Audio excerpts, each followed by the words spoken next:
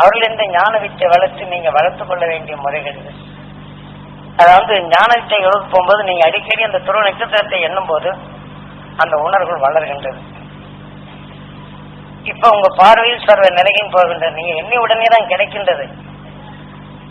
சிறிது நேரம் கொஞ்சம் தாமதமான நம்ம என்றுமே கிடைக்கலன்னு அடுத்தபடி இருள் சூழ்ச்சி மூழ்கிடக்கூடாது. எல்லாருக்கும் எண்ணி உடனே கிடைக்குது. ஏன்னா ஒரு வித்தை ஊனியாச்சுன்னா அந்த வித்து எதை நிலையோ அதன் உணர்வு கவரதான் செய்யும்.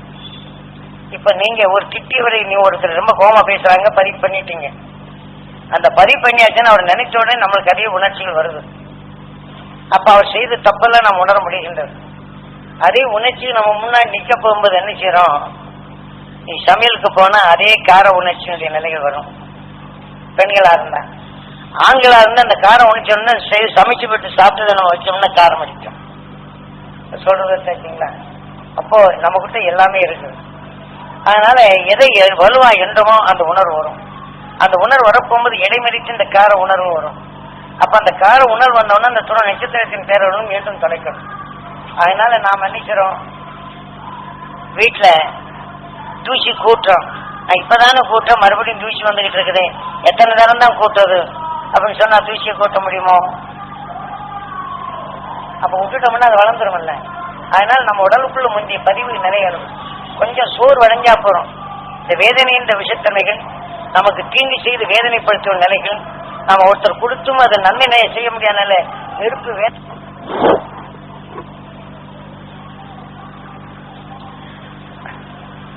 அதனால நாம் வாழ்க்கையில் இருக்கிறோம். உங்க உள்ள ஏற்கனவே பதிவு இருக்குது. நீங்க எவ்வளவுதான் நீங்க நினைக்க மாட்டேன்னு சொன்னாலும் கூட ஒருத்தன் குற்றம் செய்யறான்னா அந்த உணர்வு நமக்குள்ள வந்துடும். பார்த்த உடனே அதான் பார்வதி தயே அரகரா சம்போ மகாதேவா. அவன் தவறு செய்யக்கூடிய உணர்வின் தன்மையை நாம் நுகர்ந்து அறிந்தாலும் அந்த சந்தர்ப்பம் நம்ம உடல்ல உருவாக்கி விடுகின்றான். நம்ம அரகரா பார்வதி பஜே அரகரா சம்போ மகாதேவா. நாம் அந்த உணர்வின் இயக்கமாக நம்ம இயக்குது. இந்த ஆறாவது அறிவு நினைச்சு சிவனுக்கு ஓதினான். யாருக்கு? ஓமந்த பிரணத்தை. ஆக அவன் உணர்வின் தன்மை நமக்குள் இறக்கப்படும் போது அவன் தவறு செய்யும் உணர்வு மேல வேண்டும் ஈஸ்வரா என்று அந்த துருவ நட்சத்திரத்தின் பால் எடுத்து இந்த உணர்வின் தன்மை இங்கே விளைவிக்க வேண்டும். அந்த உணர்வு இயற்கையாக நமக்குள் இருக்க வேண்டும். அப்ப அவன் செய்த காரணம் உணர்வின் தன்மை இருந்தாலும் அதோடு இணைத்து இது மிகவும் சக்தி வாய்ந்தது. உணர்வின் தன்மை இணைத்தால் என்ன செய்யும்? அதை அடக்கும். ஆக ஒவ்வொரு நிமிஷத்திலையும் இங்க என்ன விநாயகர் தத்துவத்தில் அங்குஷ பாசவா, நாம் மிருக நிலையிலிருந்து என்று நாம் மனிதனா பிறந்தோமோ அதை அடக்கக்கூடிய வல்லமை பெற்றது நம் உடலின் அறிவு என்ற நிலையில்தான் இங்க அங்குஷ பாசவான்னு கொடுக்குறேன். இந்த உருவம் அமைத்து அருவ நிலைகளை மனிதன் எப்படி சிந்தித்து வரணும்னு நினைக்கும் போது கோயில இப்ப என்ன செய்யறோம், விநாயகரை பார்த்தோன்னா கஷ்டத்தெல்லாம் சொல்லி கொடுக்குறோம். அப்ப அதை அடக்கிறதுக்கு மாறாக கஷ்டத்தை தான் நாம் வளர்த்துக்கிறோம். அதே மாதிரி இப்பவும் நாம என்ன செய்யறோம், வாழ்க்கையில் வருவப்படுங்கன்னா அவங்க கஷ்டங்களை நாம் செய்த உடனே அந்த உணர்வை எடுத்துதான் வளர்த்துக்கிறோம். அதுல இருந்து மேல வேண்டும் என்ற உணர்வை அடுத்த கணமே அந்த துருவ நட்சத்திரத்தின் உணர்வு பெற வேண்டும் என்று நிலை கொண்டோம். நீங்க தனித்து காட்டுக்குள்ள இருந்து தவம் இருந்து பெற முடியாது. நாம் ஓம் நமச்சிவாய ஓம் நமச்சிவாய என்று இருந்த பின் சிறைக்குள் அடைப்பட்ட நிலைதான் ஆனது உடலை தந்தார். அறிவோம் நமோ நாராயணா என்ற நிலைகளும் சொன்னவனும் காட்டுக்குள்ளதான் இருக்கின்றான். ஆக அந்த உணர்வும் ஒளி கதிரிலே தான் அவன் பெற முடியதை தவிர இந்த உடலுக்குள் மற்றதை அறிய முடியாத நிலை இருளுக்குள் தான் அடங்கியிருக்கிறான். ஆகவே அவன் எடுத்துக்கொண்ட உணர்வுகள் சதா சிவமாக்கின்றது. அவன் உடலை எடுத்துக்கொண்ட அந்த உணர்வில் தன் ஓம் நமச்சிவாய் என்று அது ஒன்றே அவனுக்குள்ளாது இதுவே பிரணவமாகின்றது. எதை ஓம் என்று இயக்கமானானோ அதன் உணர்வின் தன்மை உடலுக்குள் அடைத்திருக்கிறான். என்னை அதை எமை மேல சாரு அந்த குளிர் பிரதேசங்கள் உடல் கெட்டு போகாதபடி அவன் அமையும் இந்த இடங்களில் சமாதி அடைகிறான். மற்ற நிலையில் சமாதி அடைந்தவர்கள் நீடித்தவால் இருந்ததில்லை. இப்படி பெற்றவர்கள் தான் இதெல்லாம் நிலையில் அடைவதற்கு தான் என்ன செய்யறாங்க, அதுக்குள்ளதான் அடங்கி இருக்கிறாங்க. இதை போல நாம் என்ன செய்யணும், சிவனுக்கே ஓதினான் ஓம் என்ற புராணத்தை ஆறாவது அறிவு கொண்டவன் நாம் அந்த துருவ நட்சத்திரத்தின் உணர்வு கொண்டு நாம் அடக்க வேண்டும். கர்ணக்கிழங்கில் தீமை இருக்கிறது தெரிகிறோம், அது வேக வச்சு நீக்கிறோம் இல்லை. ஆகவே ஒருவன் தீமை என்ற உணர்வின் தன்மை கொண்டு அந்த துருவ நட்சத்திரத்தின் உணர்வு கொண்டு அது வேக வைத்தல் வேண்டும். சொல்றது உங்களுக்கு கஷ்டமாகும். அதனால அதை வேக வைத்து சதா நம்ம வாழ்க்கை அந்த அருள் உணர்வு இது விருக்கப்படும் போது பற்று அது மேல வருகின்றன. இதை நாம வாழ்க்கையில் வரும் உணர்வு பற்றற்றதாக மாற்றிக்கொண்டோம். என்னை இப்படி பேசினானே அப்படி பேசினானே எனக்கு இடங்கள் பண்ணானே என்ற அந்த உணர்வு வந்தால் பற்று இங்க வந்துடும். நிச்சயம் யார் எனக்கு இறங்கி சென்றான்னு நினைக்கிறாங்களோ அவங்க மீண்டும் அவங்க பிறவிக்கு வந்தேதான் தீரணும். அதனால் அந்த மாதிரி நிலைவு வரும்போதெல்லாம் இதை தூய்மையாக்கி கொண்டுதான் இருக்காங்க. அது அல்லாதபடி கடும் தவமோ கடும் ஜெபமோ இருந்து இருப்பவர்களுடைய உடலுக்குள் சிறைப்படுகிறத தவிர உண்மையின் உணர்வின் தன்மை எடுக்கவில்லை என்றால் இல்லை. அதை ராகவேந்திர சுவாமி இங்க பக்கத்துல தான் பிறந்தார். ஆகவே அன்னைக்கு தியாகராஜ பிரம்மம் அவர் எப்படி இனிமையான நிலைகள் பாடி பாடி பாடி பாடி அதன் உணர்வின் தன்மை இனிமை கொண்டு நான் சொர்க்கம் அடைவேன்ட்டு இப்படி இப்பவும் ரொம்ப பேர் பாடலை பாடியே என்ன செய்யறான், நான் சொர்க்கம் அடைய முடியும் என்று அந்த தியாகராஜ கீர்த்தனை பாடிக்கொண்டிருப்பார். அதன் கீர்த்தனை ஒன்றைதான் இங்க ஆக முடியாத மூலம் என்ற நிலையில் அந்த கீர்த்தனை இங்க வரவில்லை. ஆக இப்படி இருந்தாலும் அவர் வீணையை வாசிச்சு பாடல்களை பாடி உன்னுடன் நான் சொர்க்கம் அடைகிறேன் என்ற உணர்வை அவர் பெருக்கினாலும் நிலைமை எப்படி இருக்கு தெரியுமோ, அவர் மனைவியை ஒதுக்கி தள்ளிட்டார். உன்னோட இருந்தாலும் இல்லற வாழ்க்கை தான் வரும், நான் தனித்த நிலையை பெறப்போறேன்னு சொல்லி போட்டு அவர் என்ன செய்தாரு, பாடலை பாடி ஊரை புறம் கூட்டி அதனுடைய நிலையில் மெச்சத் தொடங்கினார். ஆனா கடைசியில் என்ன ஆகி போச்சு, சம்சாரி என்னை விட்டுட்டு போறே பின்னாடி தொடர்ந்து துரத்தி கொண்டு போனவொடனே பிசாசு என்னை தொடர்ந்துகிட்டே இருக்குது அப்படின்னு சொல்லிவிட்டான். இப்ப சமாதியான இடத்துல இதுக்கு தன்னுக்கு தெரியாம போன உடனே இவருக்கு தெரியாம இந்த அம்மாவுக்கு தெரியாம எப்படியோ மறைவிடத்துக்கு போறான்னு சொல்லிவிட்டா. இன்னைக்கு ஸ்ரீகையில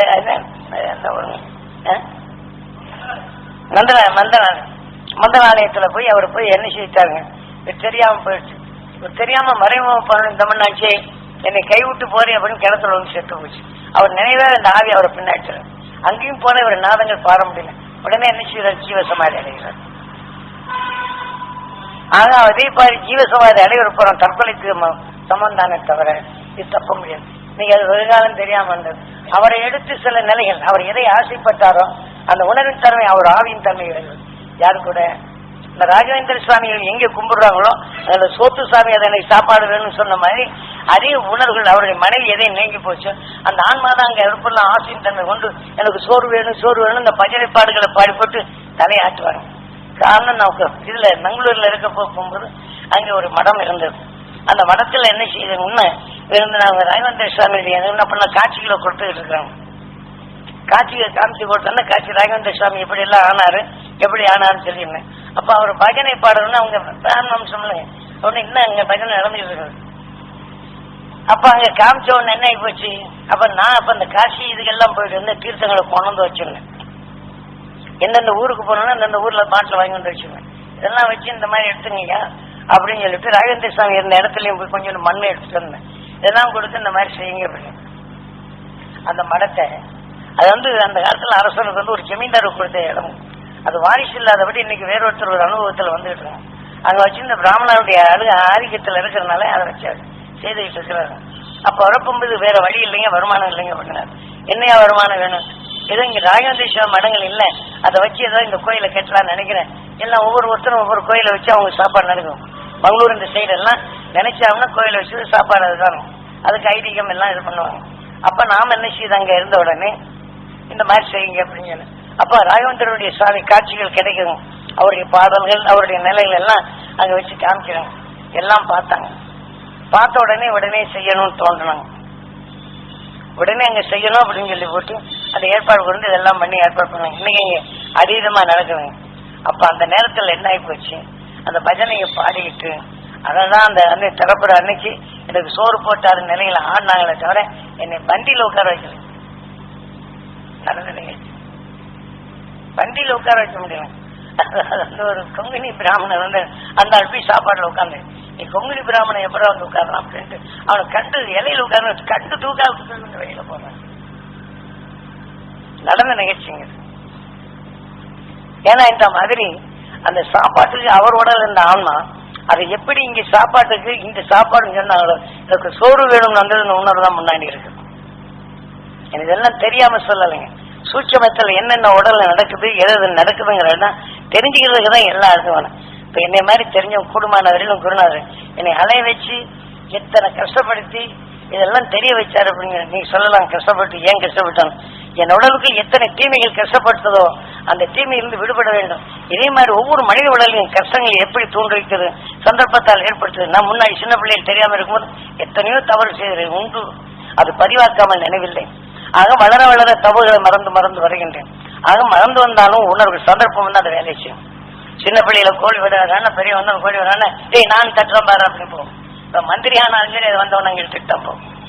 ஒரு பம்பரம் சுத்துறாருன்னா என்ன செய்யும், சுத்தி விளையாண்டு நான் இந்த மாதிரி பம்பரம் விளையாண்டேன் அப்படி கொஞ்சம் குருடான ஆசையா இருக்கு இல்லாம அந்த உணர்வு தோண்டிக்கிட்டார். எது பதிவான நிலை வந்தேதான் இப்ப சொல்றது உங்களுக்கு கஷ்டம் எதுவும் அது மாதிரி இந்த மாதிரி அவருக்கு பின்னாடி போனது என்ன, ஆனா அவர் மோச்சார நேரம் வச்சு சாப்பாட்டுக்கு இருக்கிறது. அது சாப்பாட்டுக்கு வேண்டி ஏங்கி போனது அந்த ஆவியனுடைய நிலைதான் முன்னணியில். அதை பாருங்க, அந்த ஆவியின் தன்மை தான்.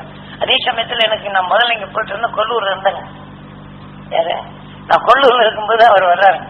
ஏன்னா அதான் கோலமா மகிழ்ச்சி எப்படி இயங்கினார், ஆதிசங்கருக்கு எப்படி வந்தது, அந்த ஆதிசங்கருடைய சக்திகளுக்கு பின்னாடி வந்து அவங்க எப்படி எப்படி செய்திருக்கிறாங்க அவன் தெரியுது.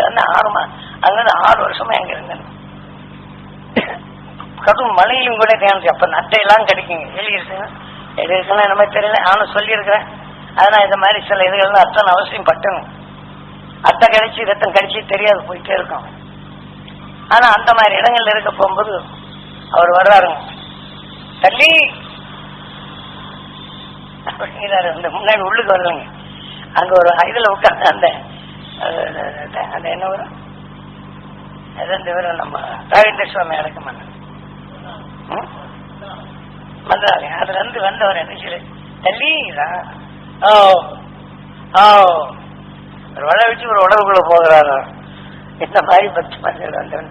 நான் அவரை பார்த்துக்கிட்டே இருந்தேன்.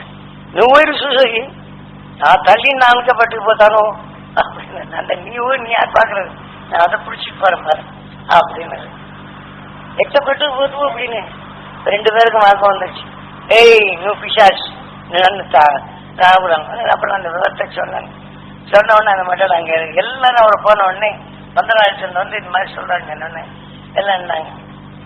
அப்புறம் இந்த பெரிய சொல்லி அப்புறம் போச்சுன்னு சொன்னாங்க.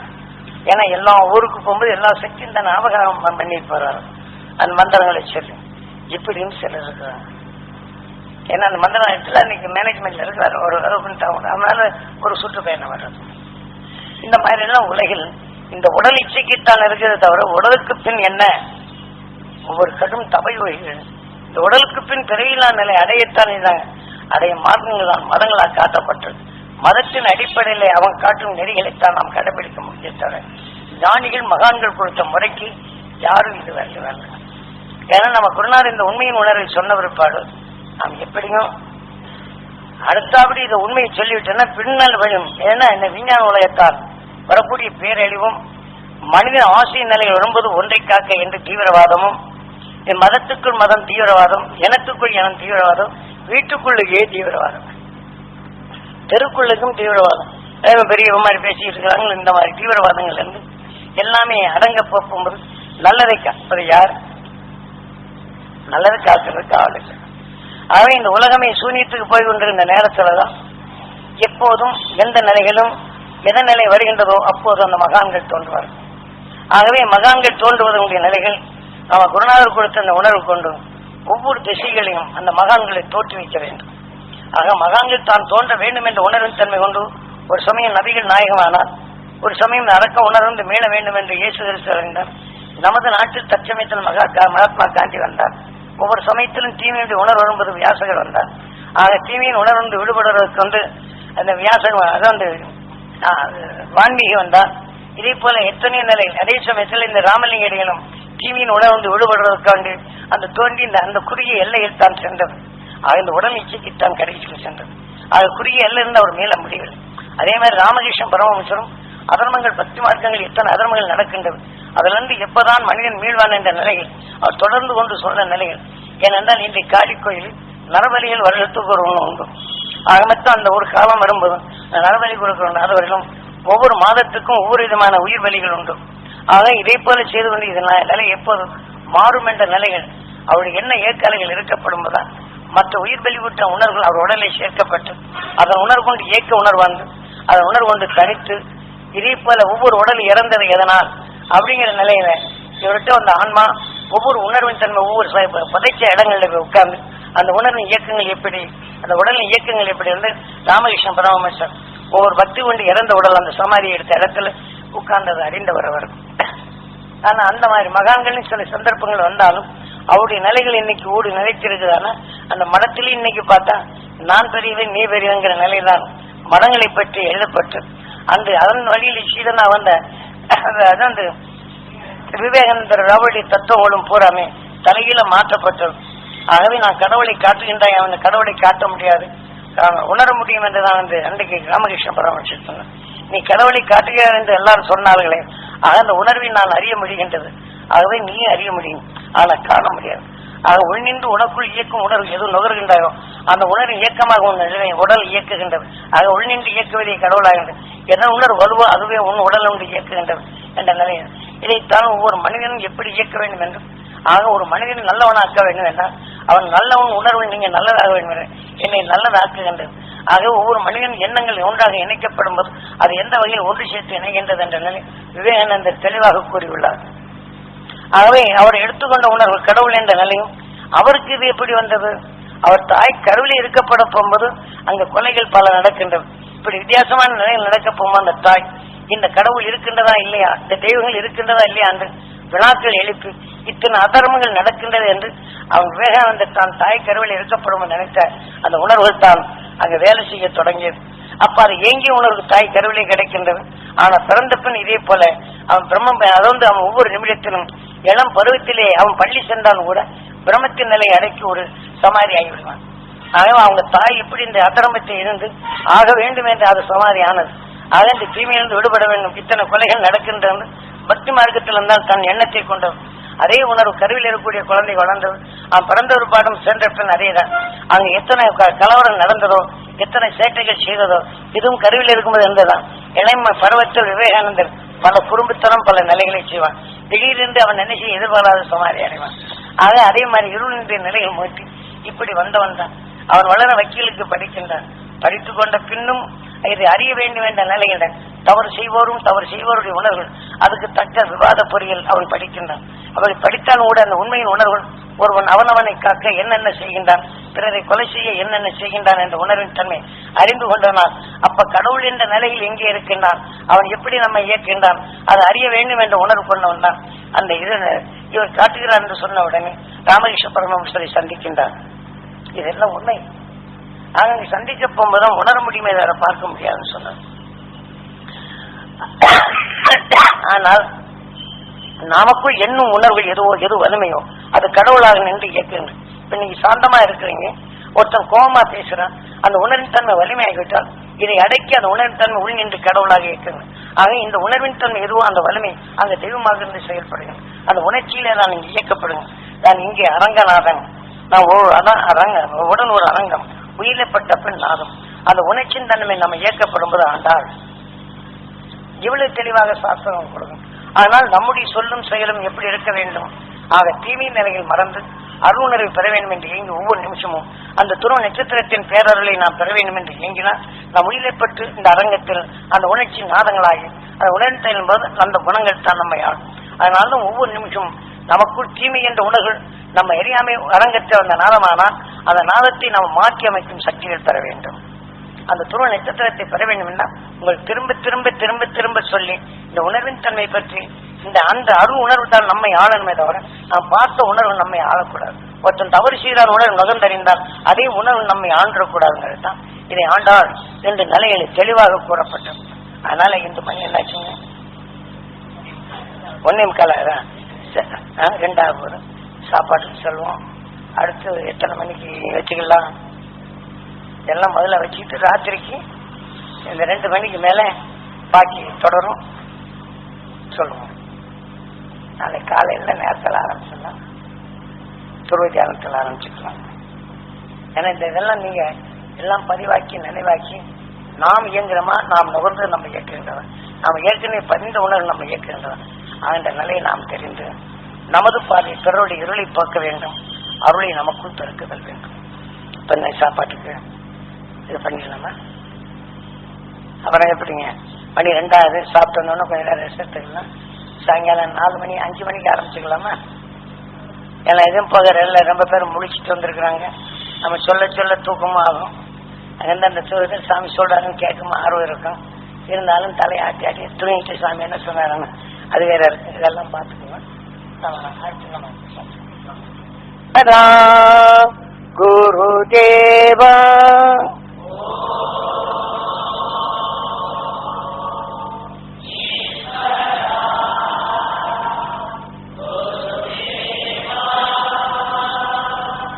அதனால காலையில அந்த துருவ தியானத்துல நிச்சயமா எல்லாரும் கொஞ்சம் நேரத்தோட வந்துருங்க, தயாராகிக்கிங்க. எல்லாம் 5 மணிக்கு நம்ம கலந்துக்கிட்டோம்னா தியானம் இருந்துட்டு அதுக்கப்புறம் நம்ம குளிச்சுக்கலாம். அதனால 5 மணிக்கெல்லாம் நம்ம வந்துட்டோம்னா துரு நட்சத்திரத்தோட தொடர்பு இருக்கும். ஏன்னா இப்ப எல்லாத்துக்கும் காட்சிகளும் இருக்கும். அந்த சாமி இந்த சாமி இந்த சாமியார் இந்த சாமியார் இடமெல்லாம் காட்சி கொடுத்தோம்ல எல்லாம் காட்டுறாங்க. நான் சில இடங்கள்ல நான் சுற்று போன இடங்கள் எல்லாத்தையும் கூட இந்த ராஜமாவட்டத்தில் தும்கூர் பக்கத்துல ஒரு காடு இருக்கும், அங்க கரடி இருக்குங்க, அங்க கிளை இருக்க மலை ஒண்ணு இருக்கு.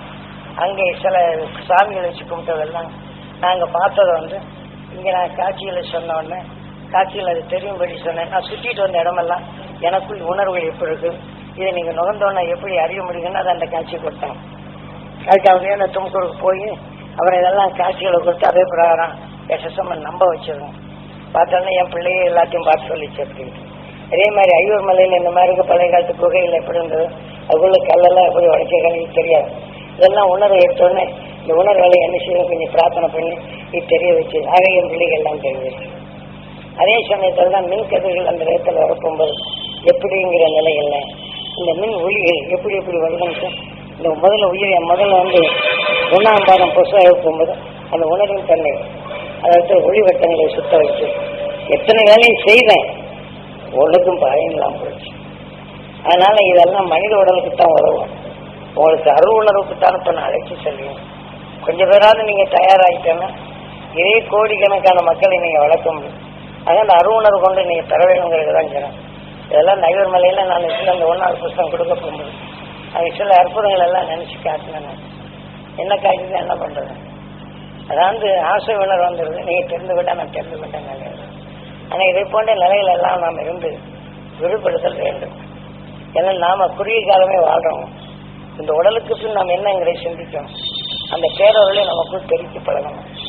அந்த நிலை எல்லாரும் பெறணுங்கிறத தான் நம்ம சொல்லணும் தவிர, ஏன்னா இன்னைக்கு தீவிரவாதம் எல்லாமே நினைச்சு நீங்க எவ்வளவு தேடி வச்சிருந்தா கூட தட்டி பறிச்சுட்டு போகக்கூடிய காலமா இருக்கு. இதை நாம் தேடி வச்சு ஐயோ போயிட்டாலும் வேதனை தான் வளர்க்கும். அதை போல நிலைகளெல்லாம் நாம் மீளணும். அந்த பேரவர்களை நாம் எப்படி பெறணும்.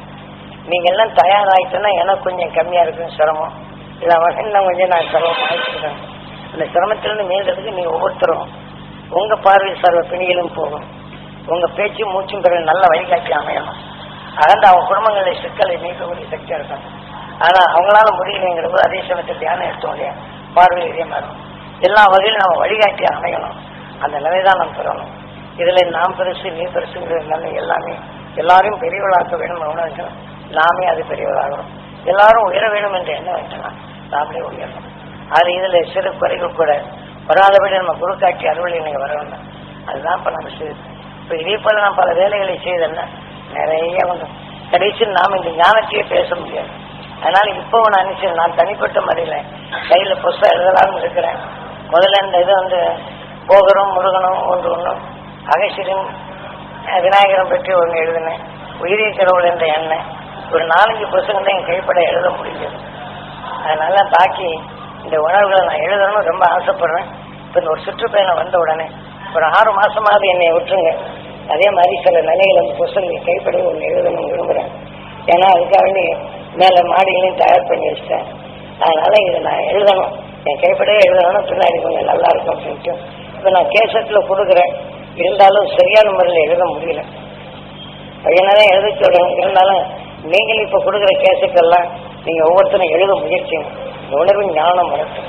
அது உணர்வின் தன்மை கேசட்ல எழுதி புத்தகத்தை கொடுத்தீங்கன்னா யார் சரியா எழுதிருக்காங்களோ அவங்க இதை வச்சு புத்தகத்தை வெளியிடலாங்க. அதனால இப்போ இந்த கேசட்டை வாங்கிட்டு வரணும். ஒரு ஞானம் வரும், உணவின் தன்மை பதிவாகும். ஏன்னா காலங்கள் ரொம்ப குறுகிய காலமா இருக்குது. அதுக்குள்ளக்கு நாம் இந்த உணவை நாம் வளர்த்துக் கொள்ளணும். நம்ம அடியா செல்வத்தை நமக்குள் பெருக்கிக் கொள்ளணும் அப்படிங்கிறத அது சொல்றேன். அடுத்து நம்ம பதிவாசனம் வச்சு சார் போட்டு அவர் பார்த்துக்கலாங்க. சாயங்காலம் எத்தனை மணிக்கு வச்சுக்கலாங்க? 5 மணிக்கு வச்சுக்கலாம். பரவாயில்லாங்க. காலையில 4 மணிலேருந்து சாயங்காலம் 6 மணி, ராத்திரி 10 மணிக்கு மேல கூட சில இதுகள் வேணும். அப்ப பார்த்துக்கலாம்.